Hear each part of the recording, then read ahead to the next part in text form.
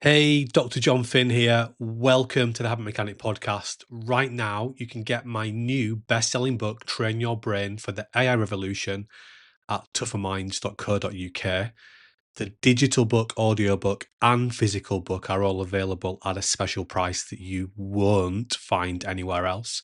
Hello, Habit Mechanics. Dr. Jon Finn here. I hope you're having a great week so far. So today, I want to give you a real world example of how I'm using AI to save me time, and I think to improve how we're able to explain our ideas to people. So what you're going to hear coming up are two agentic AIs, two AI agents that are I suppose it's one AI agent, but think of it as two talking to each other. And they are designed very specifically to take content insights from experts and turn those insights into really friendly conversational breakdowns and explanations. So I gave these AI agents, these podcast specialists, chapters 1 and chapters 2 from Train Your Brain from the AI Revolution, Train Your Brain for the AI Revolution, and asked them to explain it and unpack it in the style of a podcast. So that's what you're going to hear. What are the benefits of me doing this? It saves me time. So probably saved me 2 hours just using that tool. And it's the first time I've used it. So when I do it in the future, it's going to be even more effective. And that means that's 2 more hours today that I can do something else with. I can do what I choose. With that time, I could invest it into recharge if I want to. I could invest it into other high charge work. I could invest it into automating some other processes. I could invest it spending time with friends or family. And this is the point. This is what AI can do. AI is a supercharger for behavior change, because the biggest barrier for changing any behavior, whether it's building a better sleep habit, better stress management habit, a better productivity habit, a better parenting habit, whatever it is time. It's time and energy. So we can outsource time and energy to technology. And I think actually technology doesn't really explain what AI is. AI is more like a species, and it's evolving all the time. And it's more like us than a traditional technology, because it's designed to work like our brains. It's neural network AI. So that's what you're going to hear coming up. I think it's very very good, or actually excellent, how the AI agents have been able to understand and then explain back the concepts. And they certainly got me thinking slightly differently about a few of the ideas, and I know they will do the same for you. So hope you enjoy it, but I hope it also gets you thinking about, okay, if I can get better at managing my brain states and just building a little bit of, well, if I can just get better at managing my brain states, my life is going to be a lot easier. But also, where's the opportunity where I can drop a little bit of AI into what I'm doing as well to speed up and accelerate the things that I'm working on in my life. So enjoy. Welcome to the Deep Dive. Today, we're cutting through all the noise around AI updates, the constant tech changes. We want to focus on the one thing that doesn't change in this revolution. Your brain. Actually. Exactly. We're looking at some really interesting work, primarily drawn from Dr. Jon Finn. He's a specialist in behavioral science, performance, resilience, that sort of thing. And he makes this, well, almost counterintuitive point, doesn't he? That succeeding with AI isn't really about mastering every single new tool that comes out. Okay, so if it's not the software, it's It's got to be the hardware, right? Our own internal systems. That's the idea. It's about focusing inward, optimizing what Dr. Finn calls our brain states. Brain states. Yeah. Like fundamental energy patterns in the brain, neurobiological ones. Precisely. Think of it like managing your own internal cognitive fuel gauge, knowing when you're full, when you're running low, when you're in overdrive. Got it. So what's the mission for us today then? What are we trying to unpack here? Well, the mission is really to break down his core framework. There are these 3 brain states, and then a practical system he calls the success cycle.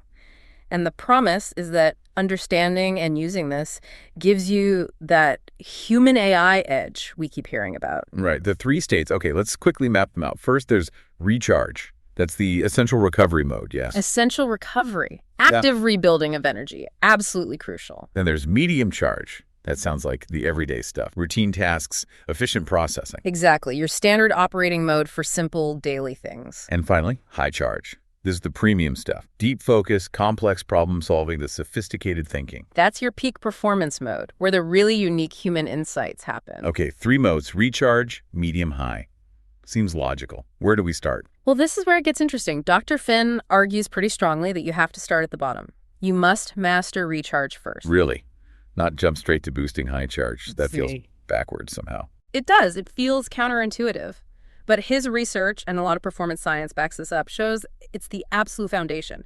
If you don't nail down that recovery piece, your medium and especially your high charge states, they just become unsustainable. They degrade. So you end up inefficient, frustrated, basically running on fumes, even when you think you're trying to perform at a high level. Precisely. You can't maintain peak performance if the tank is always near empty. It's just fundamental neurobiology. All right, foundational recharge. How do we actually do that? What's the practical tool? The first tool introduced in the source material is something called the daily 3.1 reflection. It sounds simple, maybe, but its goal is quite profound. It's designed to intentionally calm your thinking, get you into that recharge state, and consciously guide your attention away from the usual threats and worries. And toward more helpful, positive pattern. Exactly. Redirecting that mental spotlight. Okay, a reflection sounds manageable. Is there more to it? Yes, there's a critical first step, a kind of physical and cognitive ignition key. It's called the pre-reflection routine. Before you even sit down to do the reflection part, you need to activate positive circuits. Activate positive circuits. How? 2 options here. First, you could take a quick 5-minute walk, but the key is focusing only on slow, calm breathing during that walk. Okay, a mindful walk. Or if you're short on time or need a bigger jolt, you literally jump up and down for, say, 5 to 10 seconds, maybe a bit more. Just get the body moving, quickly interrupt the pattern. Jump up and down. Seriously. Sounds a bit silly, maybe, but it works. It's about intentional disruption. Then, immediately after the walk, or the jumping, step 2. Go on. Quickly open and close your right hand several times. Just clench and release, clench and release. My right hand specifically. Yes, and while you're doing that, the third part, force yourself to smile. Even if it feels fake. Okay, walk or jump, right hand clench, forced smile. It feels a bit ritualistic. What's the science here? Why the right hand? Why the smile? It's actually a neat little brain hack. It engages what neuroscientists call the effort-driven reward circuit. Basically, using the right hand tends to activate the left prefrontal cortex more. Which is linked to positive emotions, right? Exactly. And the physical act of smiling, even a forced one, sends signals back to the brain that can genuinely lift your mood or at least prime you for positivity. It's a quick, intentional neurobiological nudge. You're basically switching off the threat scanner part of your brain for a moment before you start looking back at your day. Right. So you're priming the positivity pump before you even split reflection itself. Yeah. Makes sense. Okay, so once you're primed, what's the 3.1 reflection? It's really straightforward. 2 steps. Step 1, you rate yourself. Score yourself from 1, meaning failed, to 10, perfect, on a very specific question. Which is? How well did you do your best to be your best and achieve your goals today? And you must write or type that number down. Okay, rate yourself, write it down. Step 2. Step 2 is the 3.1 part. You write down 3 or more if you like positive or helpful things about your day, anything. Big or small? Doesn't matter. Could be a good meeting, finishing a task, something nice someone said, even just enjoying your coffee. 3 positives. And the 1? The 1 is crucial. You identify one single actionable area for improvement in the next 24 hours, something concrete you can do differently tomorrow. Okay, so right, 3 positives, 1 improvement. The source mentioned an example, right? Oh. Sarah. Yes, Sarah. She was apparently feeling overwhelmed by new AI tools, just constant cognitive drain. Classic symptom of poor recharge. So when she started this, her early positives were things like had breakfast with the family, or found one small way to use AI instead of just worrying. Really simple stuff. And her improvement? Her first one was literally get to bed 10 minutes earlier tonight. Tiny, achievable. It seems almost too simple. Writing down breakfast and aiming for 10 minutes more sleep. Mm-hmm. How does that create calmness and clearer thinking? That's the fascinating mechanic, isn't it? The power isn't necessarily in the content of what you write, especially at first. It's in the process. Remember the pre-reflection routine, that physical effort, the focus. It actually uses a bit of the high charge state focused effort to intentionally activate the recharge state. Ah, okay. You're using focus to switch off the unfocused worry. Precisely. And the act of writing or typing is critical. It forces your attention. You can't easily ruminate on anxieties while you're actively trying to recall positives and formulate an improvement. It's about directing that mental spotlight. It's training your brain, essentially, to choose its focus, which is the cornerstone of moving into recharge. Right, securing the foundation. Yeah. Okay, so we've mastered recharge, hypothetically. Now, what about the performance states, medium and high charge? Especially with AI changing the game. Yeah, this is where things get really dramatic. Let's look at medium charge first. That was the routine stuff. Simple emails, admin, standard problems. Exactly. Simple, routine, not super demanding tasks. The kind of work that, let's be honest, fills up a lot of people's days. Necessary, but maybe not high impact. Okay, so what's AI doing to medium charge work? Well, here's a staggering prediction cited in the source material. For functions like sales and marketing, AI is expected to enable them to operate at just, wait for it, 2% of current costs. 2%, while getting better results. While achieving better results. That's a 98% cost reduction for that kind of routine medium charge output. Oh, wow. A 98% reduction. I mean, that basically implies that huge swaths of medium charge work could become almost free or fully automated. That's the profound implication. Yes, it suggests a massive shift. Does that mean, well, does it mean jobs just polarize even faster? You either do the high-level strategy or nothing. That seems to be the direction, doesn't it? But the positive spin is that it fundamentally frees up human potential for the high-charge state. Okay, high charge. Remind us, this is the complex strategy, the creative development, the deep thinking. Exactly, where your unique human capabilities, synthesis, nuanced judgment, true creativity, complex problem-solving, high-stakes negotiation really come into play. Your premium operating mode. And the potential shift here. Mm-hmm. You mentioned most people only manage a couple of hours of this a day. Yeah, the source suggests most professionals, often battling distraction and what Dr. Finn graphically calls invisible brain damage from chronic low-level stress, only get about 1-2 hours of genuine high-charge thinking daily. The rest gets frittered away. But with this optimized brain state approach, starting with recharge. By consistently managing their energy, using that recharge foundation, they can realistically push that up to 4 or 5 hours of true high-charge thinking. Every single workday. Consistently. 4 to 5 hours of your best thinking daily. That's a huge leap. It is, but then you add the AI layer on top of that optimized brain. Right, so the AI isn't doing the high charge thinking for you. No, it's acting like an incredibly powerful amplifier, like an expert research assistant or a data cruncher or a first draft generator, instantly available while you're in that peak high charge state. Yeah, that gets you. That combination, the optimized human brain plus the AI tools, allows professionals to achieve 5, maybe even over 6 hours of really high impact, high charge output per day. 5 to 6 plus hours. That changes everything. Is there an example of this kind of amplification? There's a really compelling one in the material about producing an audiobook. That's definitely a high-charge task, right? Yeah. Requires detailed review, quality checks, judgment calls. For sure. Okay, so one person using this optimized brain state approach and leveraging the right AI tools produced a full audiobook in just 3 days. 3 days. By themselves. How long would that normally take? Well, the source compares it to an identical project done just a few years earlier, before these specific AI tools were readily available. That one required 2 people working flat out for 10 full days. 2 people, 10 days. That's 20 working days total. Exactly. Compared to 3 days for one person. So that's 17 working days saved.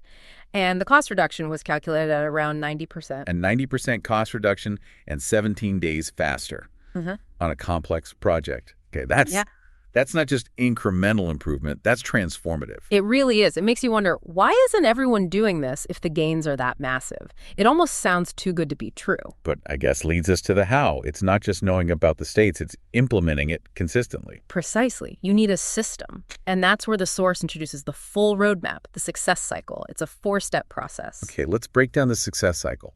What are the steps? Right. It's designed to really embed these habits, make them stick, like an elite athlete's training plan.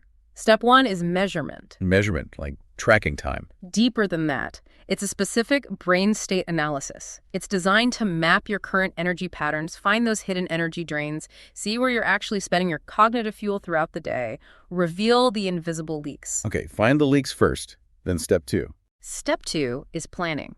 Based on that measurement, you create a strategic roadmap.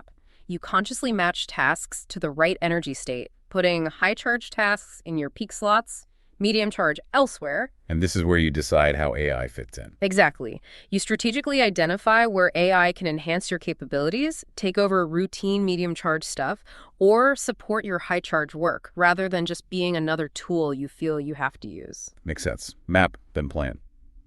Step 3. Optimization. This is about designing your daily rhythm, creating the actual physical and mental environment to protect that peak energy, scheduling recharge just as seriously as you schedule deep work, building routines that support your plan. So actively managing your day around your energy, not just your to-do list. Okay. Yeah. And the final step. Step 4 is automation. This is about building triggers and systems, what the source calls an excellence engine, to make this optimal performance more automatic, less reliant on sheer willpower day after day. So using habits, routines, and even AI tools themselves to handle the routine energy drains, ensuring the tech supports your optimized brain instead of overwhelming it. That's the goal. Make high performance the path of least resistance. And Sarah, from the earlier example, did she go through this cycle? Yeah, the narrative implies she did. That initial simple 3.1 reflection was her entry point into measurement and planning.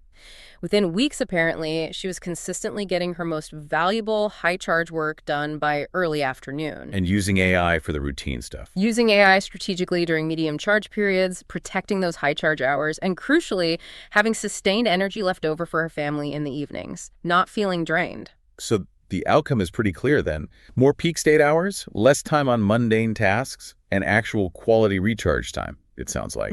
Well, like reclaiming your focus. I think that's a great way to put it. And the core message, the primary takeaway here, seems crystal clear, doesn't it? That the real key to leveraging AI, to thriving in this new era, isn't actually about becoming a tech wizard first. It's internal. It's about optimizing your own cognition. Starting with that foundational recharge state. Learning to consciously guide your attention using simple, actionable tools like that 3.1 reflection. Exactly. That systematic approach, the success cycle, is what ensures the technology becomes a powerful ally, helping you create the work and maybe even the life you actually want. Instead of just another source of overwhelm and pressure? Right. It puts you back in the driver's seat. Okay, so a final thought for our listeners then. If getting to 5, maybe 6+ hours of high-impact, high-charge thinking is actually possible consistently, Which the evidence suggests it is. then what's that really important project, that big strategic idea, that creative leap you've been putting off because you just feel like you don't have the mental bandwidth, the cognitive energy for it? What could you realistically start, maybe even tomorrow, if you knew you could access that optimized energy? Something to think about. That's all for this deep dive. We'll see you next time. Thanks for listening to the Habit Mechanic podcast. If you liked it, please subscribe and tell someone else about one of the ideas or insights that you found most interesting.